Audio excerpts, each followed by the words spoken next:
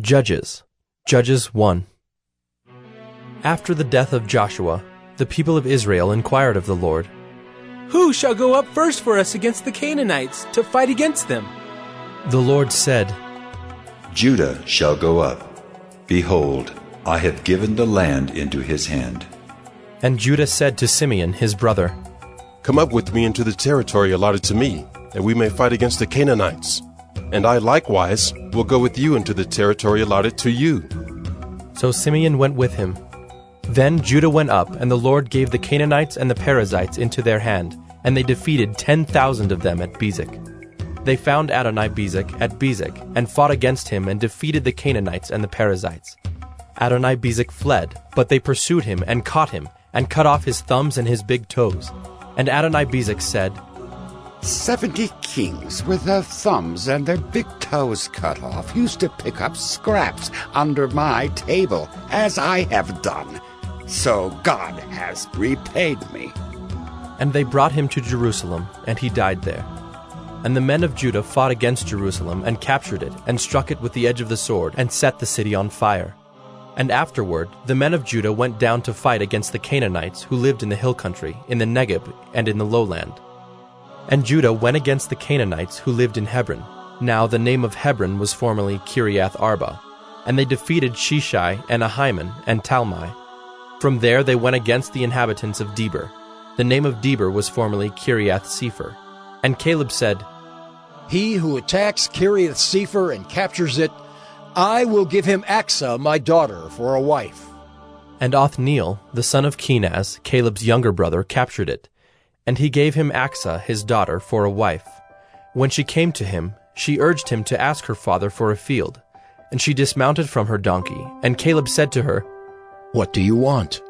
She said to him, Give me a blessing. Since you have set me in the land of the Negeb, give me also springs of water. And Caleb gave her the upper springs and the lower springs. And the descendants of the Kenite, Moses' father-in-law, went up with the people of Judah from the city of palms into the wilderness of Judah, which lies in the Negeb near Arad, and they went and settled with the people. And Judah went with Simeon his brother, and they defeated the Canaanites who inhabited Zephath, and devoted it to destruction. So the name of the city was called Hormah. Judah also captured Gaza with its territory, and Ashkelon with its territory, and Ekron with its territory. And the Lord was with Judah, and he took possession of the hill country, but he could not drive out the inhabitants of the plain, because they had chariots of iron. And Hebron was given to Caleb, as Moses had said. And he drove out from it the 3 sons of Anak. But the people of Benjamin did not drive out the Jebusites who lived in Jerusalem. So the Jebusites have lived with the people of Benjamin in Jerusalem to this day.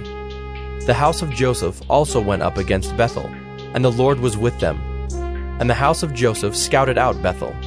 Now the name of the city was formerly Luz. And the spies saw a man coming out of the city, and they said to him, Please show us the way into the city, and we will deal kindly with you. And he showed them the way into the city.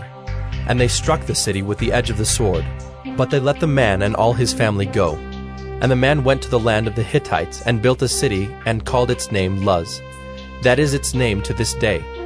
Manasseh did not drive out the inhabitants of Bethshean and its villages, or Taanach and its villages, or the inhabitants of Dor and its villages, or the inhabitants of Ibleam and its villages, or the inhabitants of Megiddo and its villages, for the Canaanites persisted in dwelling in that land.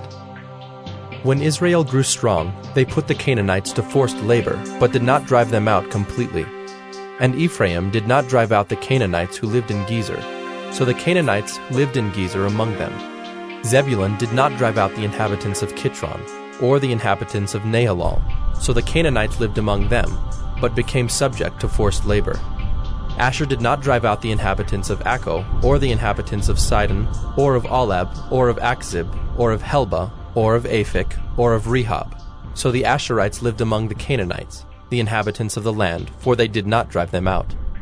Naphtali did not drive out the inhabitants of Beth-Shemesh, or the inhabitants of Beth-Anath, so they lived among the Canaanites, the inhabitants of the land.